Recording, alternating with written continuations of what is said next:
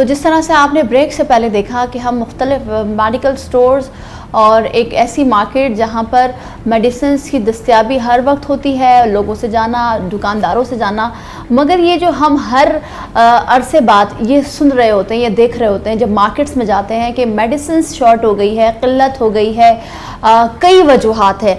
और इस वजूहात को जानने की आज हम कोशिश करेंगे कि क्या कहाँ कोताही हो रही है, कहाँ गवर्नमेंट की पॉलिसीज़ को बदलने की, तब्दील करने की या उस पर अमल दरामद करने की ज़रूरत है। इस तमाम तर सूरत हाल पर बात करने के लिए मेरे साथ मौजूद हैं डॉक्टर शेख कैसर वहीद साहब, जो कि एग्जीक्यूटिव मेंबर भी हैं और एक्स प्रेसिडेंट है PPMA के। सर अस्सलाम वालेकुम, कैसे हैं सर? सर, ये जो हम सुनते हैं कि अद्वियात की किल्लत हो गई है, अद्वियात मार्केट से शॉर्ट हो गए हैं या स्टॉक कर लिया गया है, मार्केट में अवेलेबल नहीं है मरीजों को, सर क्या कहेंगे सबसे बड़ी वजह हर अरसे बाद, हर 2 महीने बाद, हर 1 महीने बाद क्यों हो रहा है? देखिए, सबसे पहले तो मैं एक बात बताऊं कि पाकिस्तान में जो दवाओं की किल्लत होती है, साइकोट्रोपिक ड्रग जो है, जो दिमागी अमराज की दवाइयाँ हैं, वो ज़्यादातर शॉर्ट हो जाती हैं। उसकी वजह यह है कि पाकिस्तान शायद दुनिया का वो वाहिद मुल्क है जहाँ साइकोट्रोपिक दवाएँ, जो दिमागी अमराज की दवाइयाँ होती हैं, वो नारकोटिक वाले भी कंट्रोल करते हैं। दुनिया में ये जब दवा बन जाती है तो ये उनका मसला नहीं होता, ये जो भी रेगुलेटरी अथॉरिटीज़ होती हैं दवाओं की, जो रेगुलेटरी वो करती हैं। दूसरा, जब ये डॉलर अप्रिशिएट हुआ बहुत ज़्यादा, तो जो इम्पोर्टर हजरात थे उन्होंने जो फिनिश प्रोडक्ट मंगाया करते थे, एंटी कैंसर, ब्लड प्लाज्मा या जो बायोलॉजिकल प्रोडक्ट होती थी, वो उन्होंने, क्योंकि उनकी कीमतों का तयन नहीं हो सका था, इस वजह से उन्होंने, क्योंकि 2 साल तक हार्डशिप केस जो होते हैं जिसमें हम कंपनियां ड्रैब को बताती हैं कि अब ये दवा बनाना या मंगवाना फिजिबल नहीं रहा, तो इसका हार्डशिप केस बनता है, तो वो 2 साल हार्डशिप के फैसले नहीं हुए केसेस के, और वो अपना वफाकी काबीना में वो फैसले पड़े रहे, किसी ने उनको बवजह के हुकूमतें बदली और ये मामला थे, जिसकी वजह से 2 साल तक वो नहीं है। इसकी वजह से उन लोगों ने वो दवाइयाँ मंगाना बंद कर दी, रॉ मटेरियल लोगों ने इंपोर्ट करना बंद कर दिए, जिसकी वजह से एक्यूट बड़ी मामूली आम बीमारियों की दवाइयाँ भी, उनके भी मटेरियल लोगों ने नहीं मंगाए, जिसकी वजह से शॉर्टेज का प्रॉब्लम हो गया। दूसरा एक जो डायलेमा हमारे, सर मैं ये जानना चाहूँगी यहाँ पर आपको रोककर कि सर ये जो 2 साल इम्पोर्टर ने इम्पोर्ट नहीं की मुख्तलिफ रॉ मटेरियल या वो चीज़ें मटेरियल जिससे दवाई बनती है, तो उसमें सारी तमाम तर दवाइयाँ आ जाती हैं, स्पेसिफिकली कोई ऐसे उसकी बीमारी की दवाइयाँ जो कि इम्पॉर्टेंट है, या तमाम तर चीज़ों की? देखिए, तमाम जितने भी मटेरियल हैं, बदकिस्मती से पाकिस्तान में 95% जो केमिकल्स हैं, जिनको हम API या एक्टिव फार्मास्यूटिकल इंग्रेडिएंट और आम जबान में रॉ मटेरियल, ठीक है, ये हम इंपोर्ट करते हैं, हम मशीनरी भी इंपोर्ट करते हैं, हम पैकेजिंग मटेरियल भी इंपोर्ट करते हैं। तो दवा के जितने अज्जा हैं, जितने जुज हैं, वो 95% इंपोर्ट होते हैं। क्यों सर इंपोर्ट ही क्यों करते हैं? क्यों पाकिस्तान में मशीनरी नहीं बन सकती, या क्यों रॉ मटेरियल हमें अवेलेबल नहीं है? वजह क्या है? हाँ, ये बड़ा अच्छा सवाल, बल्कि बड़ा अहम सवाल मैं कहूँगा आज की गुफ्तगू का माजर है कि बदकिस्मती से पाकिस्तान में, सबसे पहले मैं मटेरियल की बात करूँगा, मटेरियल कि 1961 में बता रहा था, 1961 में हमारा PC1 अप्रूव हुआ था नेफ्था क्रैकर का, हाइड्रो क्रैकर। नेफ्था क्रैकर ये होता है कि जो पेट्रोल होता है, बेसिक पेट्रोल को ब्रेक डाउन करके मॉलिक्यूल बनाते हैं, उसकी दवा का जूस बनाते हैं, जो 80% दवाइयाँ कार्बन बेस दवाइयाँ होती हैं, कार्बन जो कि पेट्रोल से ही बनती हैं। हाँ, उसके पेट्रोल से बनती। तो पाकिस्तान में हाइड्रो क्रैकर प्लांट था, जिसकी वजह से हमें रॉ मटेरियल जो बुनियादी जूस है वो इम्पोर्ट हर हालत में करना पड़ता है। उसको फिर हम 2nd लेवल और 3rd लेवल पर प्रोसेसिंग करके हम उसको रॉ मटेरियल बनाते हैं। तो इसलिए पाकिस्तान में ये काम बहुत महंगा पड़ता है, और दवाओं की कीमतों का, जब वो बाज़ार में वो रॉ मटेरियल बेचने जाएंगे तो इम्पोर्टेड दवा रॉ मटेरियल सस्ते होंगे, बल्कि पाकिस्तान में बनाना महंगा पड़ेगा। इस वजह से लोग वो दवा की जो जूस हैं वो पाकिस्तान में बहुत कम बनते हैं लेकिन बहुत कम बनते हैं। 95% तमाम पैकेजिंग मटेरियल हमारा ज़्यादा चाइना से आता है, मशीनरी हमारी चाइना, यूरोप, हर जगह से आती है मशीनरी, क्योंकि अभी टेक्नोलॉजी पाकिस्तान में उस लेवल की नहीं आई मशीन बनाने की, जिसमें हम खुद बनाएं। बड़े लेवल है, क्योंकि फार्मास्यूटिकल मशीनरी के साथ हम एक लफ्ज़ देते हैं कि हर मशीन की हमें वैलिडेशन करनी पड़ती है, उसके तमाम प्रोसेस को हमने कागज़ पे लिखना होता है। जब तक हर चीज़ का हमें पता ना हो उस वक्त तक हम वैलिडेट नहीं कर सकते उस मशीन को कि ये जो मशीन है एक जो गोली बनाती है हर दफ़ा वैसे ही ये गोली बनाएगी कि नहीं बनाएगी, ये वैलिडेशन करना पड़ता है हमें। इस वजह से उस लेवल की ऑथेंटिकेटेड और एक्यूरेट मशीनरी अभी पाकिस्तान में बनानी शुरू हुई, लेकिन अल्लाह ताला का शुक्र इंशाल्लाह बहुत जल्दी हमारे वेंडर्स तैयार हो रहे हैं पाकिस्तान में जो बना रहे हैं। बुनियादी पाकिस्तान तो सर इंपोर्ट करने का नुकसान क्या है सबसे ज़्यादा?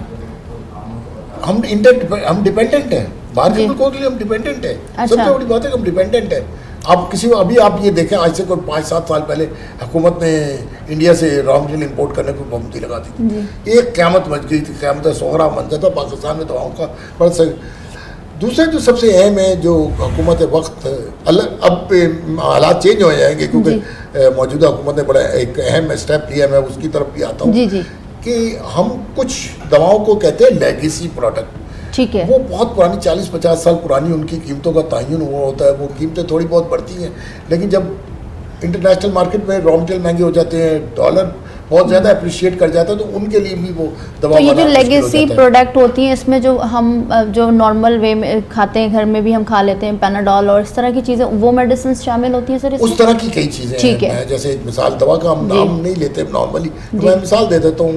कैंसर जिसकी ब्लड प्रेशर की एक दवा है, जैसे इस तरह की कई दवाइयाँ जो एरिथ्रोमाइसिन है, डाइक्लोफिनिक है, ये सब पुरानी दवाओं के कीमतों का तयन आज से कोई 50 साल पहले की दवाएं हैं। अब जब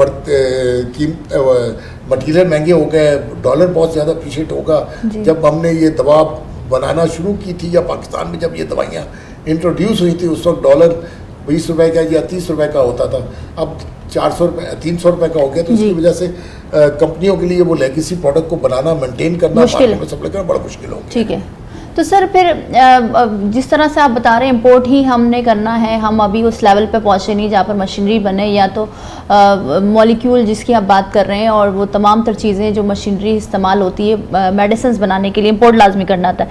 नुकसान ये है कि ज़ाहिर सी बात है डॉलर में देना पड़ता है, आप लोगों को भारी कीमत अदा करनी पड़ती है, इसलिए मार्केट में मेडिसिन महंगी हो रही हैं दिन ब दिन, इसलिए किल्लत भी हो रही है।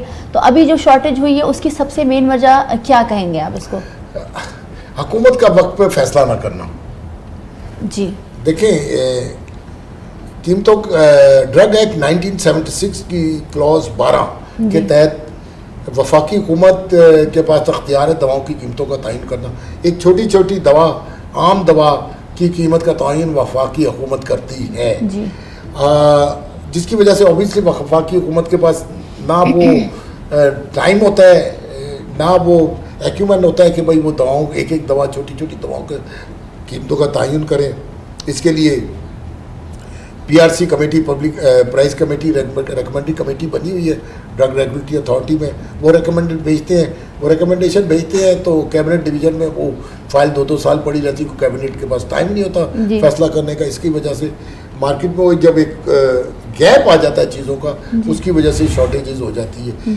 इस वक्त जो इस हुकूमत ने, मौजूदा शहबाज शरीफ साहब की हुकूमत, वफाकी हुकूमत ने फैसला किया है डी रेगुलेट करने का कि सिर्फ असेंशियल जो इंतहाई अहम WHO लिस्ट के मुताबिक दवाएँ, उनकी कीमतों का तयन वफाकी हुकूमत करेगी, बाकी तमाम अद्वियात मार्केट फोर्सेस फैसला करेंगी, जिसके ऊपर एक कंसर्न हो सकता है आवाम का कि शायद दवासाज इदारे मुनाफे की खातिर दवाओं की कीमतें बेताशा, ये इतना गलत नोशन है। और जो भी इस मामले में इस तरह की गुफ्तगू कर रहा है, इसका मतलब वो लाल में नाबलद है कि पाकिस्तान में अगर दवाओं हम बहुत ज़्यादा महंगी करेंगे तो बिकेगी नहीं, तो कंपनियों तो का अभी रेट चल रहे हैं, अभी जो रेट चल रहे हैं बड़े मुनासिब रेट है इस वक्त। देखें, हम मुकाबला कर तकाबली जायज़ा ले लेना अपनी नेबरिंग कंट्रीज, हम बांग्लादेश से, ईरान से, इंडिया से तकाबली जायज़ा ले लें।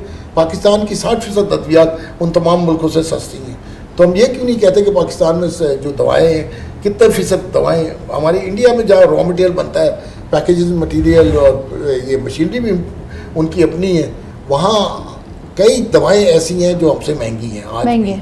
तो पाकिस्तान में ये अल्लाह ताला का शुक्र है कि पाकिस्तान के दवासा इदारे खुदा दर्स लोग हैं, अभी उस तरह लूट बाजार नहीं मचा रहे जिससे दीगर इदारों में हो रही है चीज़ें दूसरे। तो अल्लाह का बड़ा शुक्र है कि पाकिस्तान के दवासे सर अभी शाल कर रहे हैं। सर एक चीज़ ये बता दीजिए कि ये जो मेडिसिन जो हम बना रहे हैं, जो कि बाहर से हम रॉ मटेरियल मंगाते हैं, क्या इंपोर्ट भी की जाती है कुछ मेडिसिन? जी, पाकिस्तान में और वो उसकी तादाद ज्यादा है या अपनी मुल्क? लोकल 95% हमारी अपनी है। ठीक है। 5% जो कैंसर की दवाइयाँ हैं और थैलीसीमिया की हैं, ब्लड प्रोडक्ट है, बायोलॉजिकल प्रोडक्ट है, जो नए रिसेंट रिसर्च आ रही है, वो पाकिस्तान में अभी हमारी टेक्नोलॉजीज नहीं इतनी डेवलप हुई। अब अल्लाह ताला का शुक्र है कि इंडस्ट्री इस तरफ जा रही है कि नए नए प्रोजेक्ट्स लगाए और इस तरह की जो दवाएं पहले पाकिस्तान में नहीं बनती थी वो बनाना शुरू करें। ठीक है। तो सर आपने कहा कि एक्ट है और कुछ दवाइयाँ जिसको आपने कहा कि उनकी प्राइस जो है हुकूमत नहीं करना है, जो कानून मौजूद है, मगर टाइम नहीं है, फिर वो मार्केट में भी कुछ चीज़ें मार्केट के ऊपर भी छोड़ दी गई है। मगर आपको क्या लगता है कि इस इंडस्ट्री को बचाने के लिए, क्योंकि हम देख रहे हैं जब से हमारे मुल्क में माशी हालात उस तरह नहीं है जो होते थे, डॉलर की कीमतों में इजाफा, स्मगलिंग और फिर डिफ़ॉल्ट की तरफ हम अल्लाह ना करे खुदा न खास्ता जाते जाते रह गए और अल्लाह ना करे ये हो। तो सर क्या समझते हैं कि गवर्नमेंट की पॉलिसीज़ अब आप इस इंडस्ट्री के लिए क्या होनी चाहिए, किस तरह से इक़दाम करने चाहिए कि ये इंडस्ट्री जो है आवाम को भी सस्ती दवाएँ मिलें, ज़्यादा किल्लत भी ना हो और आप लोगों का भी जो काम है वो चलता है? डीरेगुलेशन हुई है, इससे आप देखेंगे विद इन 2 to 3 मंथ में आपको काफ़ी मसला हल होता हुआ नज़र आ जाएगा। ये एक बहुत बड़ा ऐसा इक़दाम है जिसका हम बहुत अरसे से इंडस्ट्री हुकूमत से दरख्वास्त कर रही थी कि पूरी दुनिया में अद्वियात को इस तरह कंट्रोल नहीं किया जाता जिस तरह पाकिस्तान में 1976 के एक्ट से कंट्रोल किया गया, जिसकी वजह से ये शॉर्टेज हुई। और जो नई रिसर्च है, सबसे बड़ी बदकिस्मती ये है कि दुनिया में बायोलॉजिकल की नई रिसर्च आ रही है, नई जितनी पुरानी डिजीज़ हैं उनके नए नए इलाज आ रहे हैं, वो पाकिस्तान में लोग नहीं ला रहे बावजह कि उनकी प्राइसेस फिक्स नहीं है या प्राइस तय करना बड़ा मुश्किल काम है। इस वजह से वो नए मॉलिक्यूल या नई रिसर्च पाकिस्तान में बायोलॉजिकल की नहीं आ रही, जो कि या बायोसिमिलर हम जिनको कहते हैं वो पाकिस्तान में नहीं आ पा रहे। नई नई डिजीज़ आ रही है, नई बीमारियाँ दुनिया में आ रही हैं because of environmental condition of various other food problem. उसकी वजह से इनमें मेरे ख्याल में इस हुकूमत को या ड्रग रेगुलेटरी अथॉरिटी को सिर्फ इस तरफ तवज्जो देनी चाहिए कि आवाम को अद्वियात मिलना चाहिए, वो बुनियादी हक है। और हमारा आइन भी ये कहता है कि जो बुनियादी सेहत के मसाइल हैं वो इंश्योर करे हुकूमत वक्त और जो भी इसके रेगुलेटरी बॉडीज़ हैं वो इंश्योर करें कि अद्वियात आवाम तक पहुँचे, कोने कोने तक पहुँचे। ये ना हो कि कुछ तबका तो अद्वियात से फैज़याब हो और कुछ तबका अद्वियात से फैज़याब। सर मुझे सिर्फ आखिर में ये बता दीजिए कि जब हम मार्केट में अगर कुछ इस तरह की खबरें होती हैं तो जो बड़े बड़े जो डीलर्स होते हैं वो मार्केट्स में जो मेडिसिन है मिल रही होती हैं उनको स्टॉक कर लेते हैं, तो क्या आप समझते हैं कि उनके खिलाफ भी कार्रवाई होनी चाहिए? और क्या जो किल्लत है वो वक्ती तौर पर है और बहुत जल्द अगर ये किल्लत ख़त्म हो जाती तो वो कब तक का टाइम है? 5 उंगलियां बराबर नहीं होती। जी ठीक है। माशरे में हर तरह के लोग होते हैं, कुछ लोग अच्छे होते हैं, कुछ थोड़े बहुत बुरे भी होते हैं। ये जो स्टॉकिंग इन या ब्लैकमेल है ये बड़ा कभी किस्म का काम है। आवाम को दवा का वक्त में ना पहुंचना, महंगा करके बेचना, ये बहुत बड़ी ज़्यादती है और हम इसके ख़िलाफ़ सख्त एहतजाज करते हैं और हम बताते भी हैं रेगुलेटर्स को कि ये मामला हैं जिसकी वजह से वफाकी हुकूमत और सूबाई हुकूमत के जो रेगुलेटर हैं या ड्रग इंस्पेक्टर हैं वो इस पर कार्रवाई भी करते हैं। जहाँ तक शॉर्टेजेस हैं मेरे ख्याल में 1 से 2 महीने में ये काफ़ी बेहतर हो जाएंगे इंशाल्लाह। ठीक है, बहुत शुक्रिया सर। आपने खुद सुना कि ये जो शॉर्टेज है वो 1 से 2 महीने के अंदर अंदर इंशाल्लाह इस पर काबू पा लिया जाएगा। अब जिस तरह से डॉक्टर साहब ने कहा कि हुकूमत की पॉलिसीज़ पर अमल दरामद कराने की अशद ज़रूरत है, पॉलिसीज़ पर नज़रसानी की भी ज़रूरत है जिससे एक्ट भी बेहतर होगा और हमारे मुल्क में इस इंडस्ट्री को फ़रोग़ भी मिलेगा। आज के प्रोग्राम से इतना ही, मिलते हैं अगले प्रोग्राम में। मुझे दीजिए इजाज़त, अल्लाह हाफ़िज़।